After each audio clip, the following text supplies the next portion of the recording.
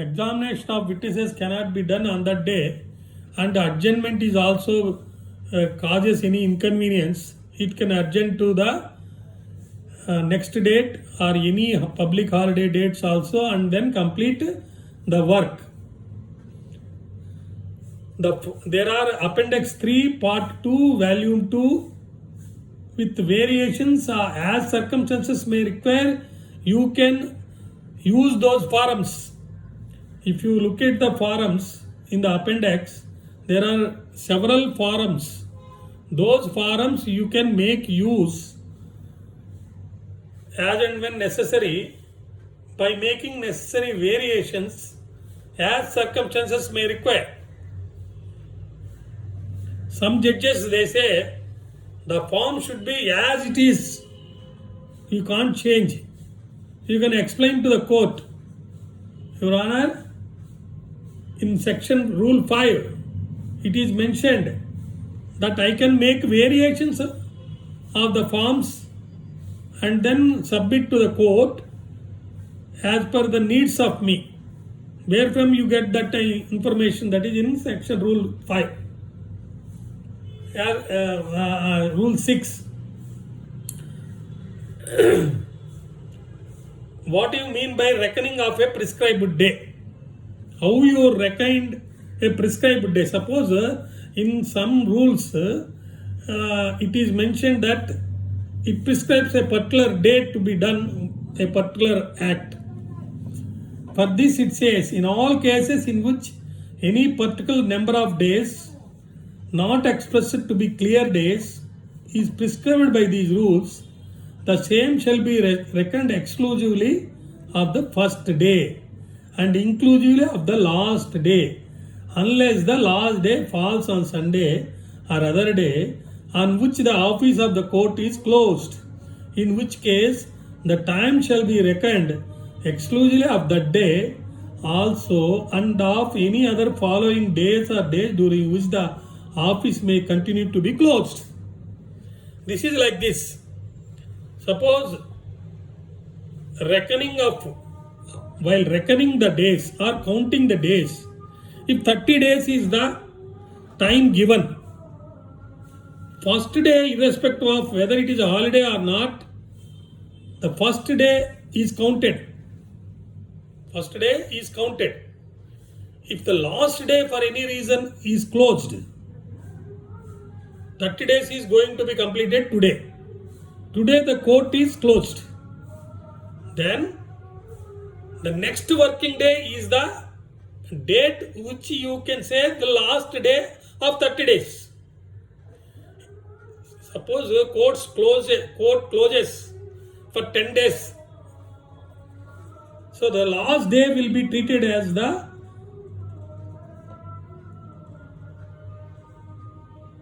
day when court opens. If any doubt is there, we will explain later on also. Then rule 7. Notices shall be given only in writing. They may be served by the party or his advocate on the party, or his advocate personally, or by sending the same by registered post, cover acknowledgement due, or by speed post, or by any approved courier service, by fax message or by electronic mail or by such means, to the address of the service of the party or his advocate. As days are changing, there is a provision made for sending the notices to the parties either by registered post or speed post or fax messages or by electronic mail or by such means. So you can understand, you need not inquire from anybody. You need not inquire from anybody about what is the mode in which I have to send the notices to the other side and to whom I have to give notice. This rule 7 clearly says so.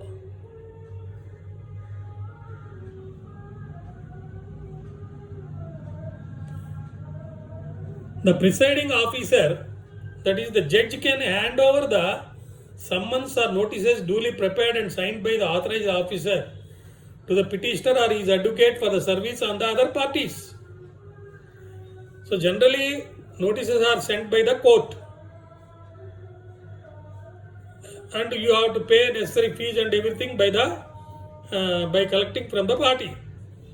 But sometimes, in view of urgency, if you approach the court will hand over the covers and everything to you with an undertaking that you will send them to correct person as per law. Later you have to file a memo stating that I have done like this. So there is a provision about which type of manner, in which manner the court you are entitled to send notices. Then the district judge approves the courier services. You can't send it through all couriers, only permitted couriers. Then form of proceedings, chapter 2. What is the form of plaint, written statement, and how cause title has to be mentioned, name of parties. Suppose if there are more number of numerous parties are there, these are all there from rule 8 onwards up to rule 12. Then comes how to be done, how to be drafted a petition or application that is to be made by the defendant. If the application is made by a defendant, notice thereof shall be given to all parties to the suit, and if permission is granted, the plaint shall be amended by inserting a statement that the defendant is, with the leave of the court, sued as a representative of all persons interested in the subject matter of the suit. So, if you want to file a suit against several persons, you must apply by showing only one person is the representative of all those persons. You must file a petition for leave and take the leave from the court, because all those persons who are having interest in the subject matter, you are not adding them. You are adding only one person, mentioning that person is looking after the interest of all others. So instead of sending notices to all of them, by taking leave of the court, by representing or mentioning in the plaint that person is the interested person for all of them, after taking leave you can file that application. Defendant, plaintiff generally plaintiff files, if he is filing a suit against somebody who is having representative capacity, by mentioning that he is representative of some X people, and you take leave the court. If the defendant wants, after filing of the suit for any reason, that he wants to represent all the persons interested in the subject matter of the suit, then he must apply for a leave and then get the suit amended. Thereafter we have got rule 14. This rule 14 is in respect of immovable property. So in the plaint you have to mention, by stating correctly, the description of the property by giving all particulars in order to identify that property, such as name of the village, municipality or corporation in which the property is situated, the survey number or the house number, if any, the market value of the property, and also the value of the property for the purposes of court fees and jurisdiction. In order to mention the same, you must read Andhra Pradesh Court Fees and Suit Valuation Act. Suppose if you have to mention the court fees in respect of a rental value, then you have to mention the annual rental value of the property for which it is let, and there shall be annexed thereto a statement duly filled in and signed by the party of the particulars mentioned in form number 8. So the clerk will say, sir, form number 8 has to be filled in order to file a suit in respect of a immovable property. So in the form number 8 there are columns. These columns we have to fill, giving all particulars which I stated just now, including annual rental value of the property.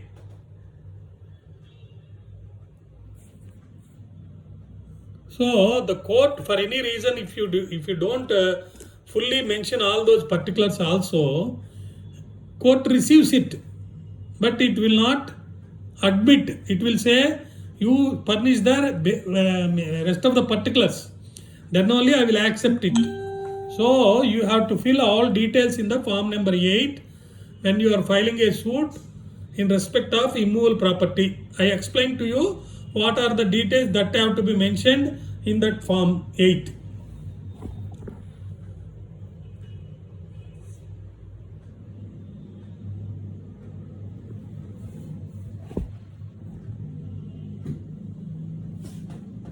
In a representative capacity suit, suppose you are filing a suit against on behalf of several persons by representing a particular community or an association consisting of 100 members.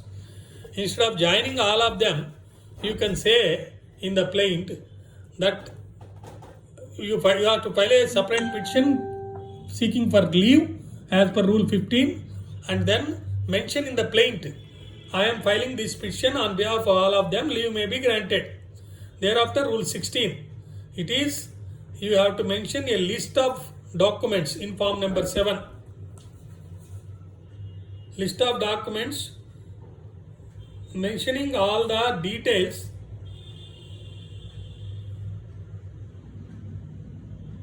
why these details have to be submitted.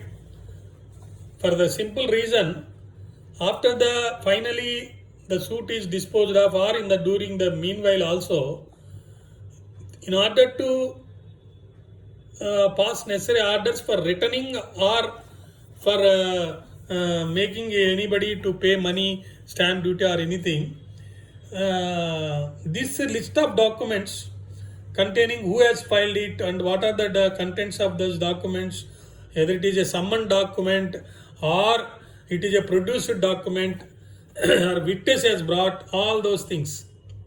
Rule 18 deals with translation of documents. Likewise, there are number of provisions which deal with on what date the pleadings are prepared, signatures are made, all those things. After you submit the plaint along with all these documents, the court is required to admit it.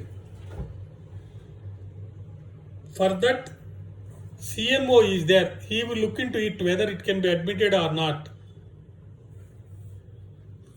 He will make an endorsement stating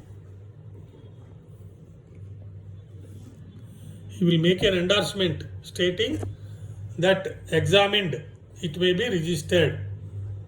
Thereafter only the suit will be registered, whereupon examination, the plaintiff, if it is in order, it shall be entered in the register of suits, and thereafter the court will order for issue of summons or otherwise.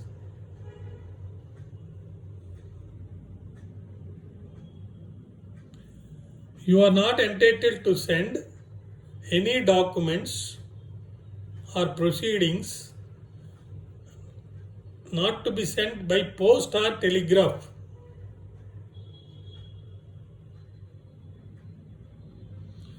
What do you mean by this? You can't send documents or file through post or telegram.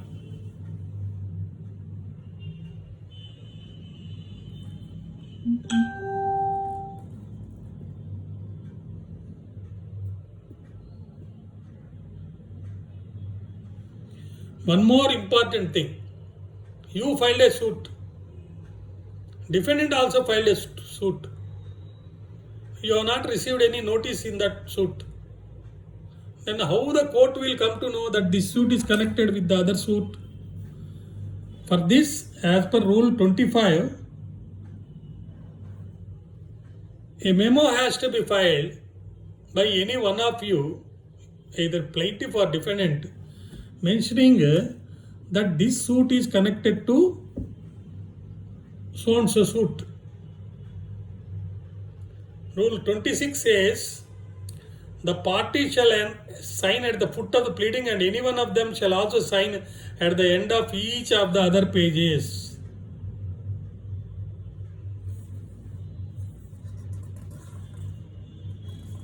So, I told you, in respect of while adding a plaintiff or next friend,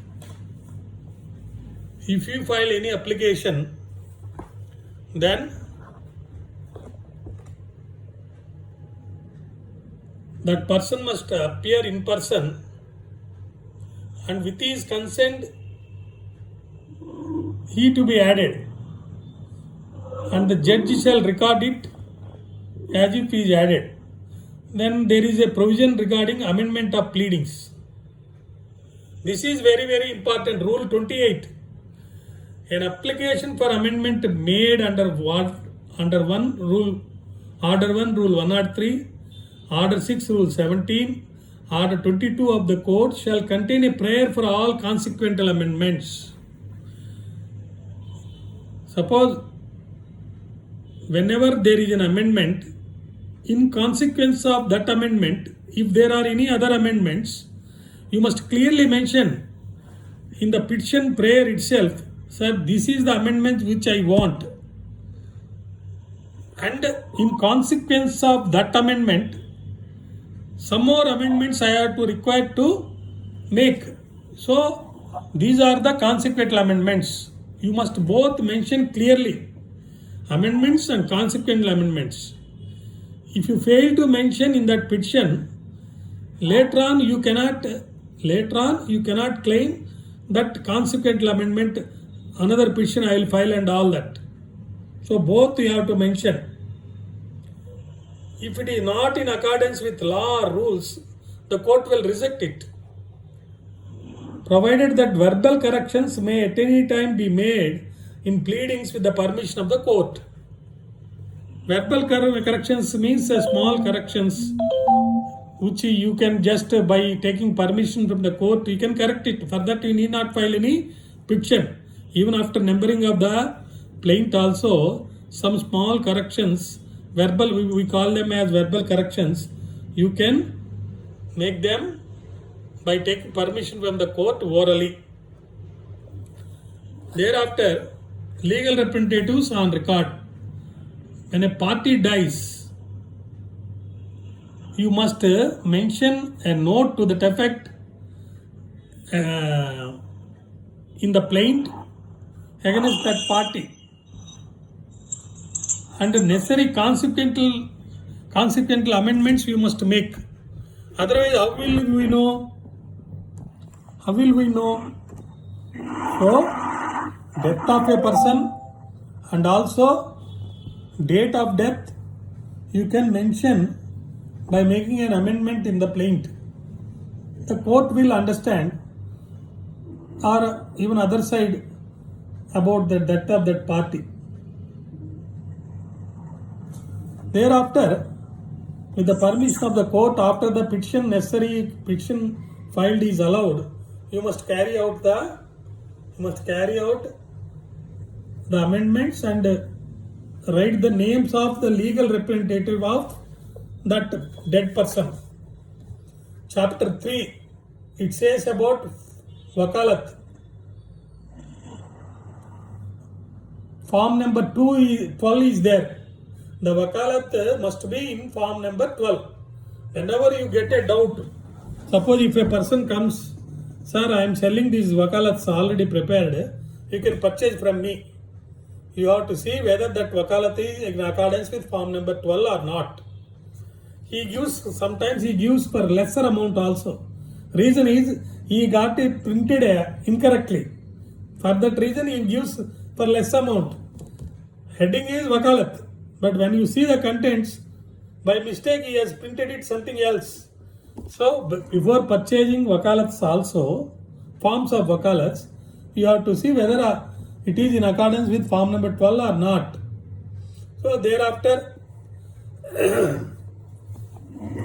what to be done in case if the Wakalat is given by public officer, all that.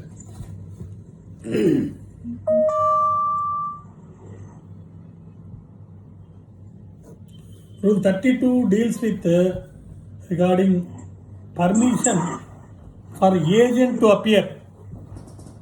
Instead of plaintiff or a party going to the court, if an agent files an application that I am the power of attorney agent of it, he must file a petition under Rule 32 and take necessary permission from the court.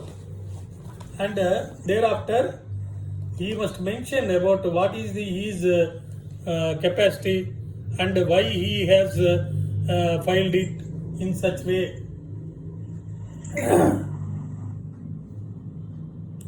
A general power of attorney holder is permitted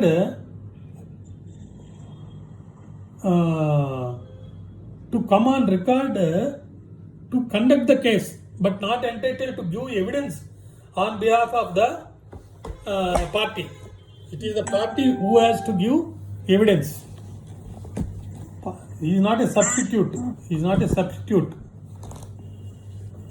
Rule 23 deals with signing or verification by any agent. If any proceedings which under any provision of law is required to be signed or verified, whether an agent can do it. If he is having written authority to do so, he can verify and file it. Then he must explain under what provision he is doing and what facts he knows personally and what facts he is instructed and all those details. So till Rule 33, it's very easy to understand, but for the sake of benefit of all of you, I read